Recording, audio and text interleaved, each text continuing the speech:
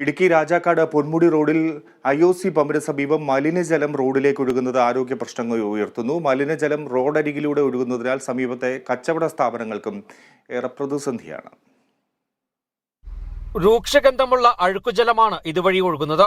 വാഹനങ്ങൾ കടന്നു പോകുമ്പോൾ കാൽനടക്കാരുടെ ദേഹത്തേക്കും അടുത്തുകൂടി പോകുന്ന വാഹനങ്ങളിലേക്കും വെള്ളം തെറിക്കാറുണ്ട്.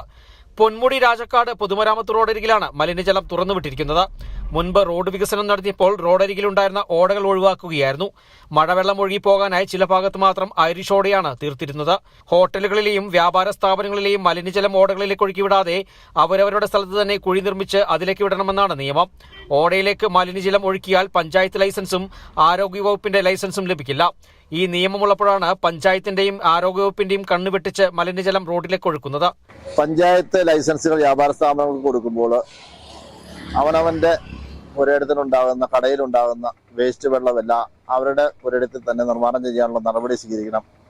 എന്നാലേ ലൈസൻസ് കൊടുക്കൂ എന്നുള്ള ആ നിയമം ഉള്ളപ്പോഴാണ് മാലിന്യമുക്ത പഞ്ചായത്ത് എന്ന ഖ്യാതി ലഭിച്ചിട്ടുള്ള രാജാക്കാട് പഞ്ചായത്തിൽ ഇതുപോലെ ഒരു പ്രവൃത്തി നടക്കുന്നത്.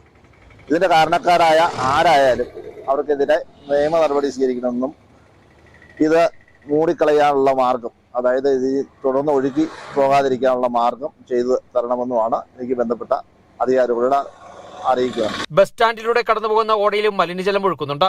സമ്പൂർണ്ണ ശുചിത്വ പദവി ലഭിച്ച രാജാക്കാട് ഗ്രാമപഞ്ചായത്താണ് ഈ ദുർഗതി. എത്രയും പെട്ടെന്ന് ഇതിന്റെ കാരണക്കാരെ കണ്ടെത്തുകയും മലിനജലം ഒഴുക്കുന്നവർക്കെതിരെ കർശന നടപടി സ്വീകരിക്കണമെന്നാണ് നാട്ടുകാരുടെ ആവശ്യം.